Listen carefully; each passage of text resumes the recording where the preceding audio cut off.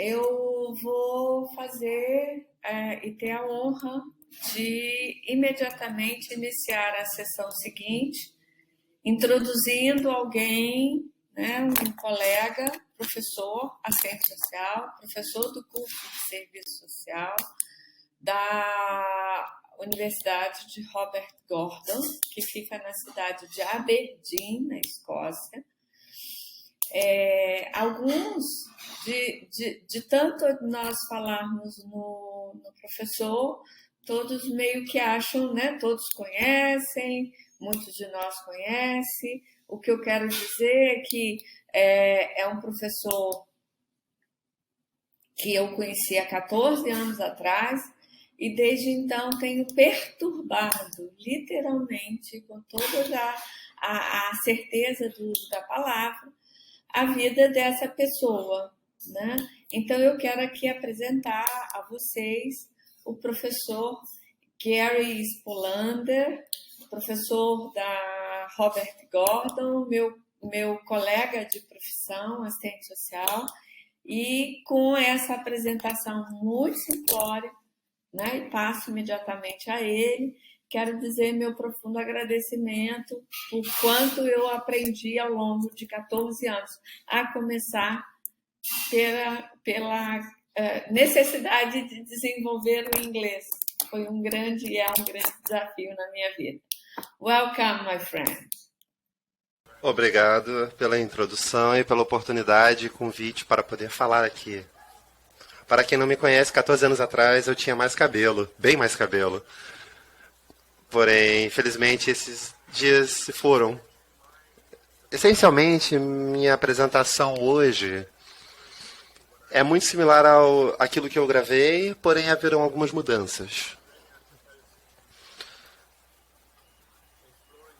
E a ideia é explorar as questões que temos abordado nos últimos 2 dias, e eu gostaria que fosse uma discussão onde podemos debater e pensar a respeito.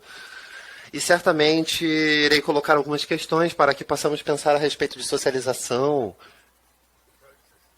e os processos de socialização.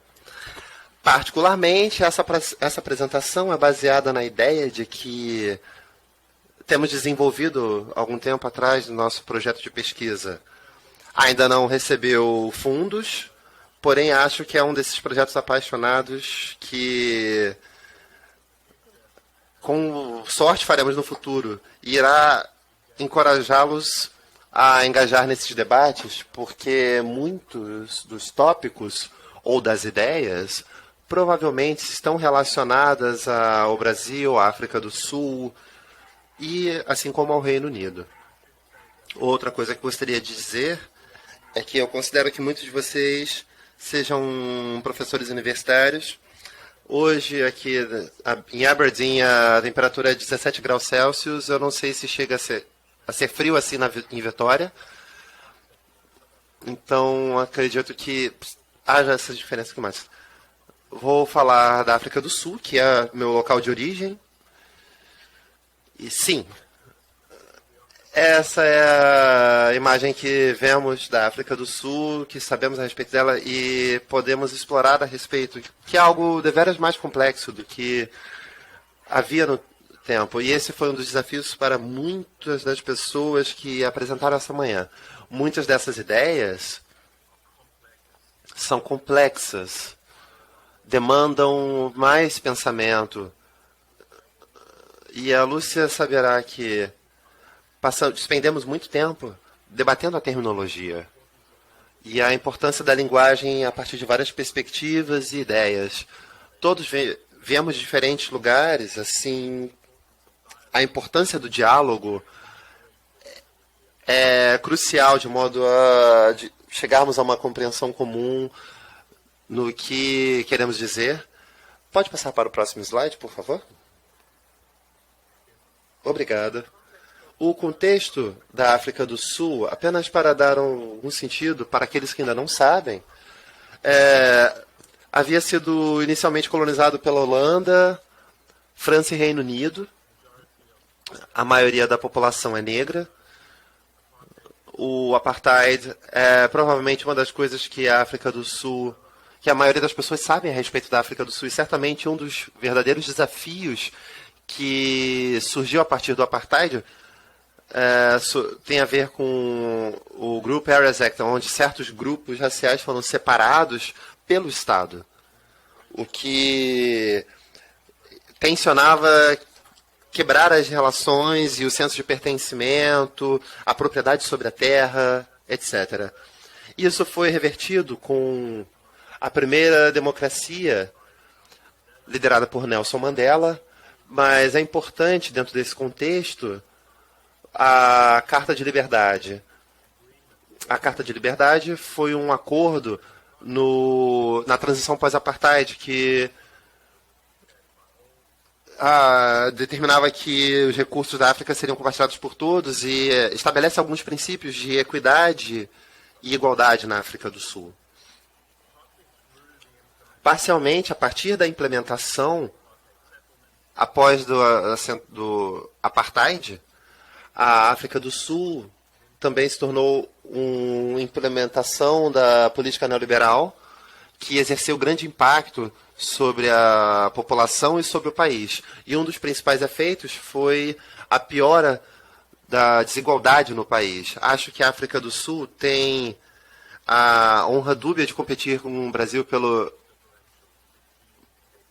maior diferenciação entre ricos e pobres, a qual falaremos à medida que seguimos adiante. Pode passar para o próximo slide, por favor. Uma manifestação desses desafios é o uso das gangues, particularmente na porção oeste da África do Sul. E o sistema dessas gangues se origina das minas na virada do século, se espalhou posteriormente entre os prisioneiros e era em parte apoiado pelo governo do Apartheid durante a luta contra o Apartheid. E agora se tornou uma questão que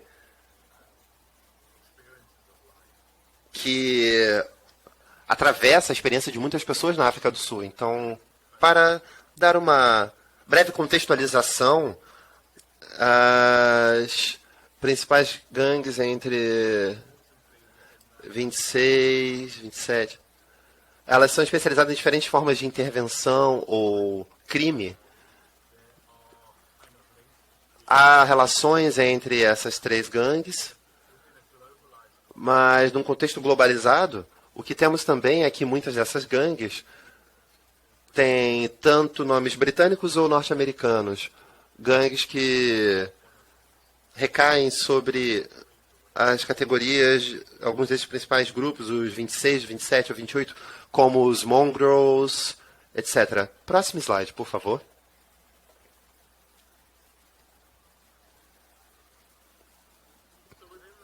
Dentro desse contexto, certamente há um espalhamento vasto dessas gangues no território. Esse cartoon político de um jornal praticamente compartilha algumas de suas ideias com o embasamento dessa criminalidade como uma forma mais espalhada de criminalidade e de corrupção dentro do Estado. Como falávamos antes sobre precariedade ou sobre o fator gênero, temos também muitas pessoas que vivem sem renda formal e que não necessariamente sabem qual será a próxima refeição do dia.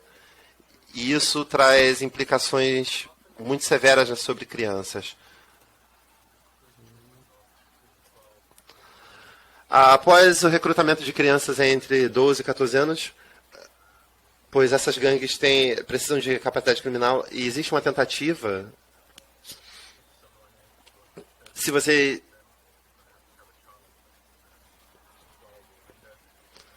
uma forma de exterminar, uma forma de determinar é interessante como eles utilizam crianças menores, pois elas não podem ser processadas pelo Estado. E a forma como o Estado está atrelado à economia capitalista acarreta um dos desafios que podemos ressaltar aqui, a implementação neoliberal e o atrelamento à economia global, que impactou trabalhos que eram tradicionalmente empreendidos, e isso aumentou a precariedade entre muitas partes da população, a um ponto que estima-se que agora 1/3 da população tem um emprego seguro, que retomou os números do apartheid. A comunidade em si é bastante precária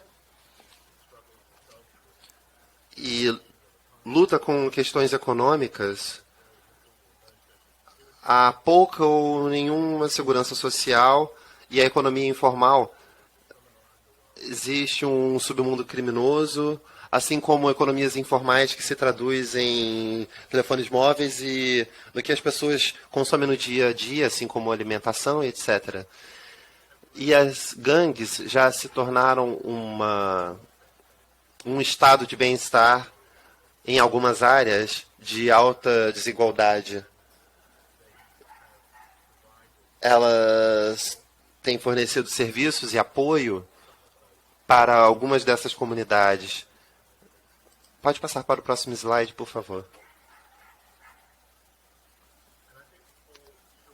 Eu acho que para crianças se desenvolvendo na África do Sul, ou nessas áreas em particular, existe um desafio sobre como crescer e sobreviver diariamente em algumas dessas áreas. E, como eu disse, os trabalhos tradicionais passaram pela financiarização, pelo acesso ao trabalho, fechamento de fábricas têxteis, como a oeste do Cabo. Não é algo surpreendente descobrir que boa parte dos filhos ou membros familiares possam estar envolvidos em gangues. E ao tentar visitar essas áreas e compreender, podemos ver geralmente uma criança indo no caminho da escola.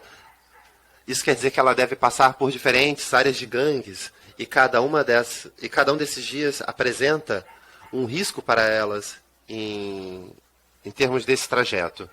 Então, o que é bastante interessante, falando com assistentes sociais e estudantes de assistência social que advêm dessas áreas, e eles dizem com frequência que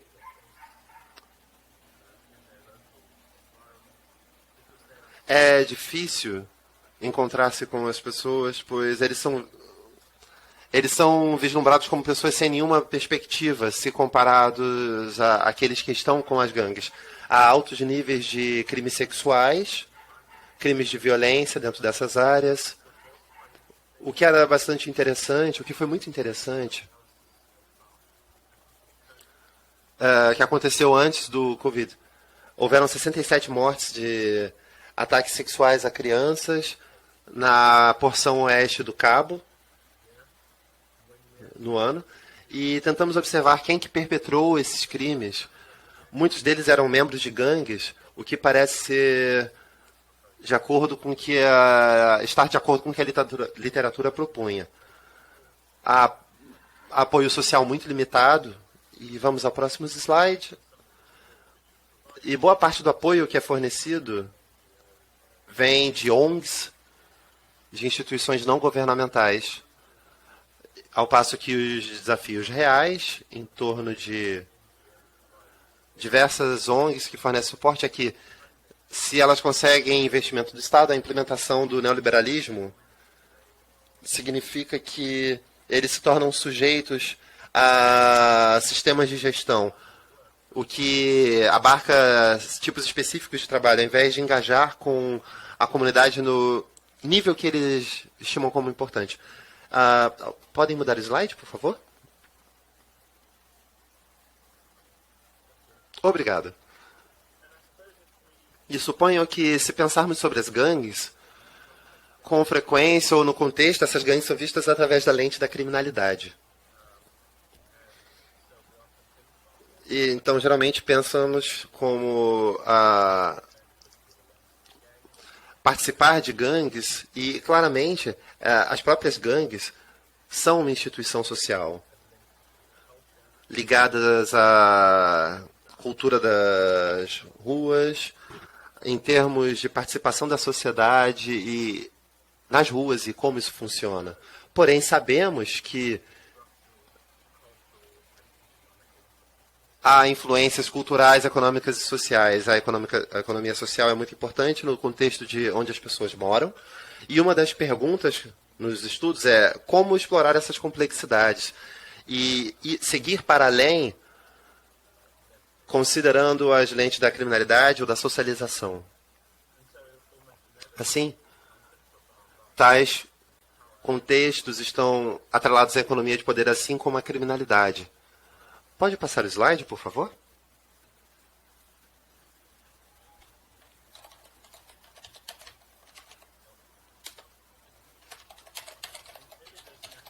Claramente, esse aspecto da socialização, e talvez uma das formas úteis de compreender a socialização, é o processo através do qual os atores adoptam normas e regras junto às comunidades.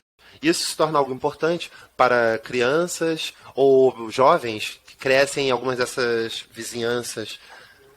Mas sabemos também que a socialização subjaz de forma complexa.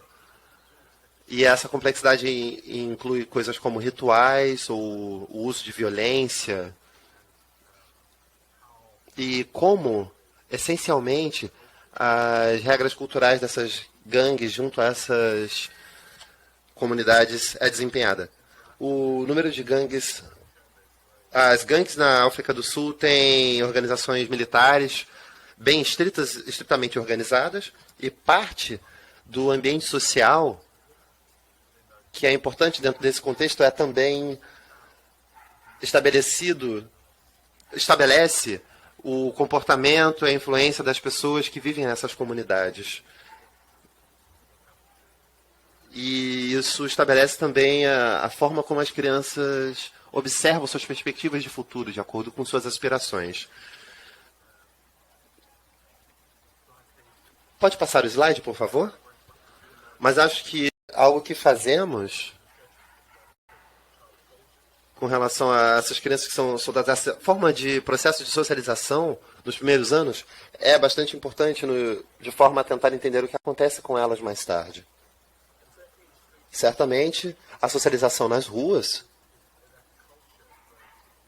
é deveras significativa e exerce um impacto sobre o que é aceitável dentro dessas comunidades, o que não é aceitável, e temos alguns sentidos a partir desses estudos com relação à tomada de decisão e à sua motivação e aí comportamentos específicos que possam afetar o comportamento criminoso do indivíduo.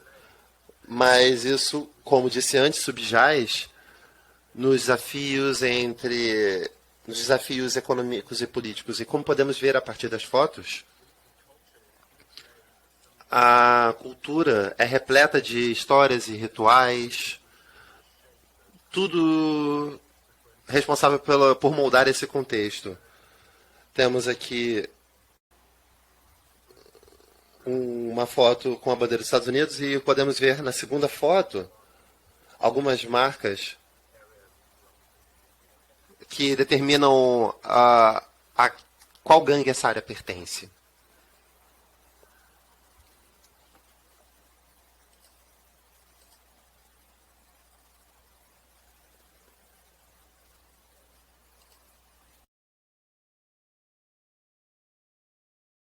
Sei que eu devo falar um pouco devagar por causa da interpretação, peço desculpa.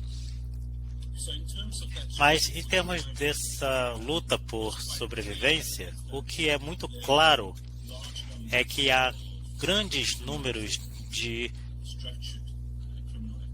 atividades criminosas estruturadas e planejadas, e muito dessa cultura influencia o comportamento e da violência interpessoal dentro dessas comunidades. E estabelece algumas expectativas comportamentais e fornece os dados, como eu disse antes, em termos de coisas como namoro, ou se você tem um carro, ou se você tem poder, você tem influência.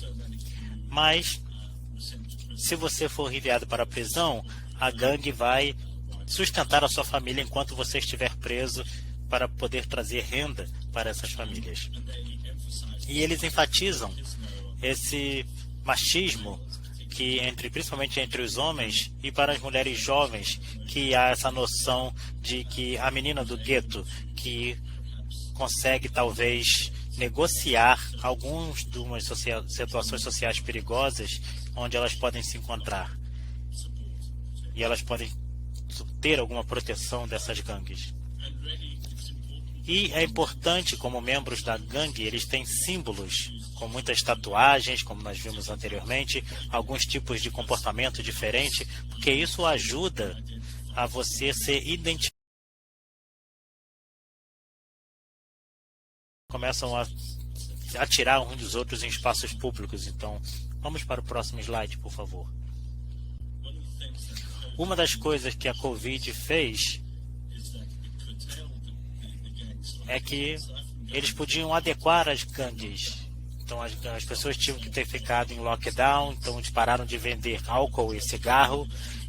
Então as gangues que vendiam drogas tiveram que fornecer para outras pessoas que procuravam as gangues para continuar fornecendo coisas como álcool e cigarros. E o que se tornou muito importante foi a forma como algumas das histórias e dos rituais e rotinas eram compartilhadas dentro dessas comunidades. Na parte de cima, do lado direito, tem uma foto de Ellen Pikes. E uma das coisas que, para Ellen, é que o filho dela, que moria com ela, ele era viciado em drogas, e ela se inscreveu em serviço de emergências para ela e para sua família. E ela teve uma infância também muito difícil. Ficou grávida quando tinha 13 anos, então sofreu um tiroteio quando tinha 17. Então ela teve uma criação muito difícil de acordo com as circunstâncias da sua vida.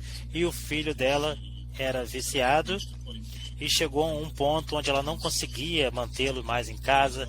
Ela mantinha ele no jardim, e ela procurou os serviços de apoio de emergência para obter ajuda, e ela não conseguiu fazer nada para obter essa ajuda.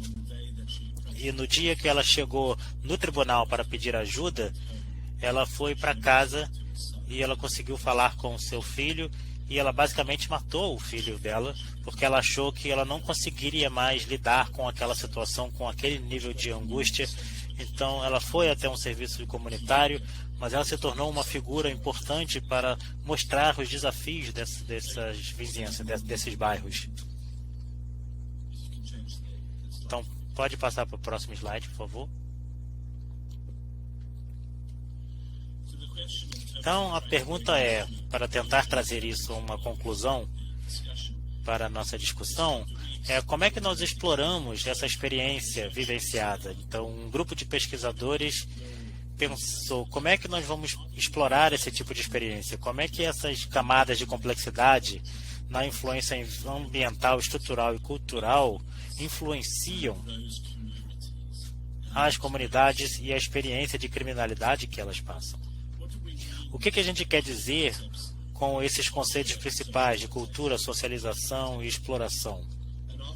E, normalmente, os políticos e as comunidades falam sobre fornecer um local seguro e para o desenvolvimento humano, mas o que a gente quer dizer com isso? Como é que a gente sabe que a gente chegou nesse objetivo?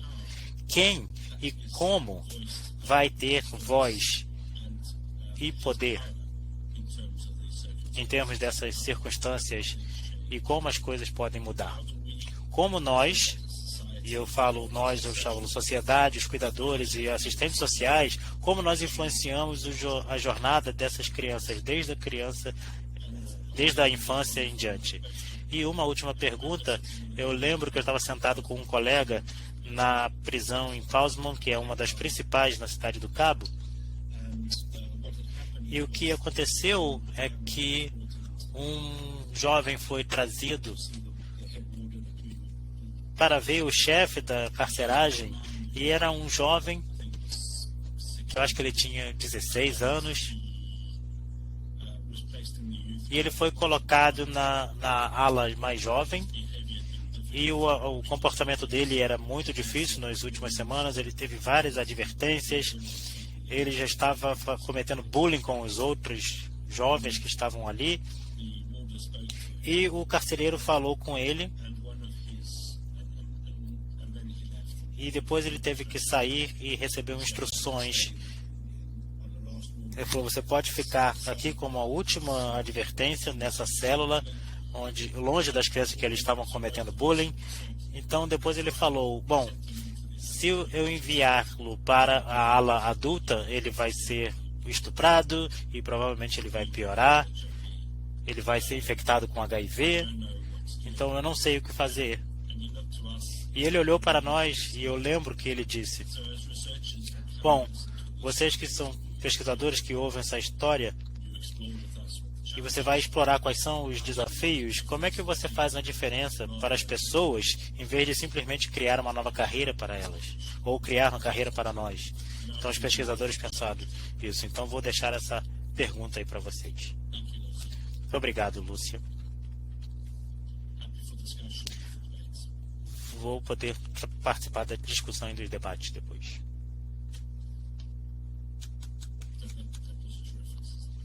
Essas são as referências que podem ser apagadas depois. Okay, I have no idea. Muito obrigada, Spolander, por nos trazer questões que são muito caras num debate que vai ter continuidade, tal como a fala de Catherine, vai ter continuidade nas duas outras atividades que teremos ainda nessa manhã, que nós vamos discutir determinadas experiências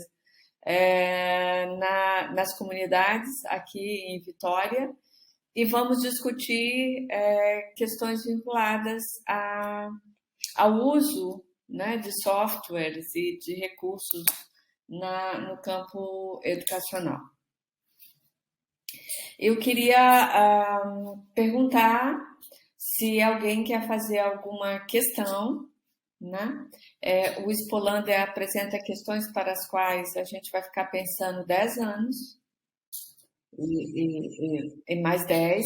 A Elisa quer fazer uma questão, um comentário. Elisa, é com você. Thank you, Spolander, for your presentation of your work, of your research. What I have is only a comment and also a question. Because the context that you are bringing in terms of violence in your research is very similar to Brazil, although there are different specificities. But as you might know, the history of Brazil is a history of violence since the slavery that lasted more than 300 years.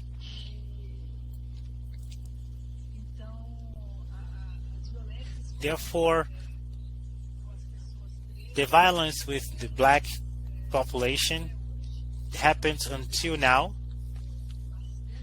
with very intensively when we compare to the white population.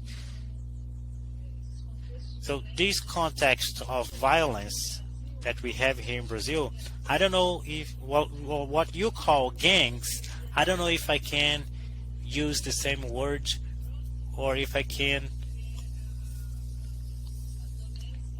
say something similar, because this is the violence committed by the organized crime. The organized crime should be used in the plural, because we have many different groups according to different states, and also disputes among them. They dispute for the territory, and especially in the favelas here, in the slums. And these organized crimes, probably they are responsible for many of the experiences that you presented here to us, of drugs and etc.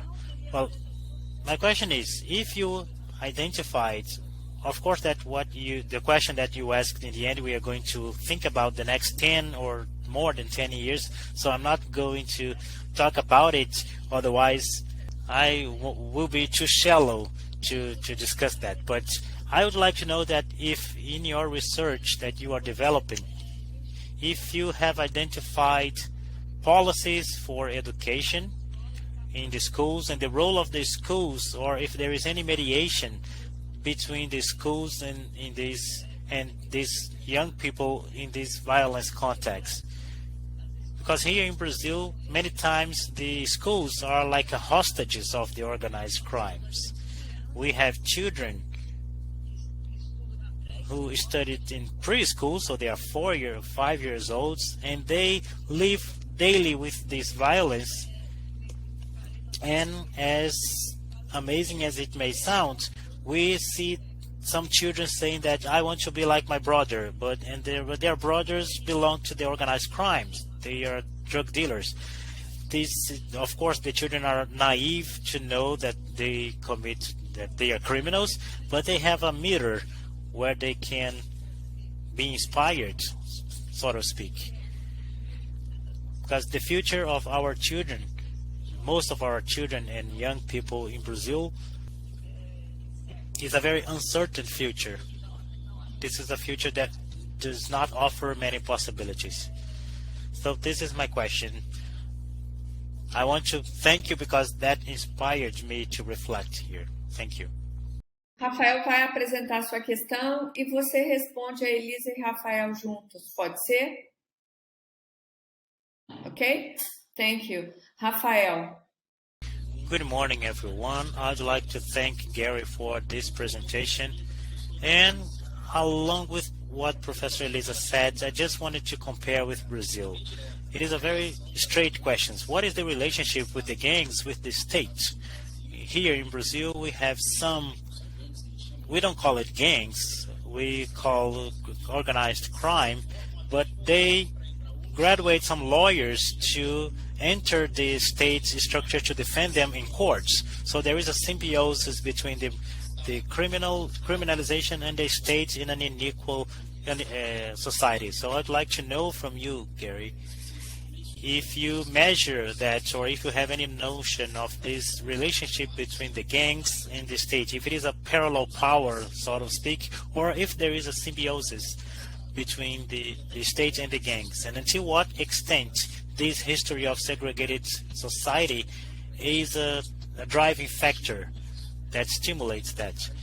Because I think that that is something that implies or duplicates. This is a vicious cycle that we have to break, but we have to understand how this takes place in the, correct sides that we consider that it is the state. So until what extent that this comes from the society itself, or if it is a result of the marginalization caused by the state. So that is my question. Thank you both. I hope what I say will answer your questions, but if I don't, please shout. I think, like Brazil, South Africa's history is one of violence, suppression, and actually the violence and oppression is not only of Black people, but also of white at some level through colonialization, etc. I think clearly it's kind of interesting that the development of capital in terms of the mines and the extractive industries was the origins of many of some of these challenges, where different interests were in conflict with each other. So I think one of the things that apartheid did is allowed white working class to see that the interests lay more with white capital than necessarily in solidarity with Black working class. And so you had also that fragmentation of class interests at that kind of level. And so, the Boer War was fought against the British, both by white and by Black, with things like the concentration camps, etc., being developed during that conflict. And that legacy of violence, I think, then continued in terms of the oppression of whites, of blacks during apartheid, and really significant amounts of violence by the state against its own citizens who might have objected to apartheid. So that kind of violence or aggression is continued to be baked into society. And I think one of the real challenges is if we have to think about how that trauma, historical trauma of oppression through apartheid, of gangs, continues to also operate and to socialize into some of the communities and into people just generally living in South Africa, I think is one real major challenge. I think the way in which the society is structured with high levels of unemployment, I think now post-COVID unemployment, last time I looked, was anywhere up to almost 50% formal unemployment. The gangs offer an opportunity for people to earn a living. They offer some form of structure. And I think as I said earlier, there'd always been questions about the links between the apartheid government and some of the leadership of the gangs to control some of these very difficult neighborhoods. The arms of the kind of the gangs, the structured criminality, I think exceeds now just the crime around drugs, prostitution. It has infiltrated the state, but whether that is the gangs or whether that's just widespread corruption, certainly there's been a significant inquiry through South Africa in the last 2 years to look at the capture of the state by significant interests, capital and criminal, so that the vast resources of the state have been diverted into infrastructure projects where large bribes have been paid. And so much of the state resource that you would normally expect that might be able to be applied to solving some of these problems has now disappeared to, Swiss bank accounts or wherever they might land up. So those challenges are significant, and people have a sense of powerlessness in terms of how they can change some of these things. But again, that legacy of violence through generations, of individual violence, state-related violence, remains a major issue. The ability for people to provide a living and to be able to provide a future to their children, because of the impact of these political economy problems, I think highlights perhaps some of the contradictions of capitalism within South Africa, but also the contradictions of society as a whole. So I'm not sure if I've answered either of your questions, but... Ok. Spolander, nós estamos num grande atraso na nossa atividade, então eu queria propor a vocês, primeiro, muito obrigada, porque você nos traz uma outra dimensão de reflexão extremamente importante e que nos coloca em termos conceituais e em termos práticos, reflexões. Eu queria propor a vocês um intervalo de 2 minutos para levantarmos da cadeira, irmos ao toalete, podermos nos reabastecer para retornarmos, então, com a exibição de um vídeo sobre as práticas culturais e educativas nas comunidades em Vitória e seguida das atividades finais. Tudo bem? 2 minutos. 2 minutos. 2 minutes, please. A quickly break.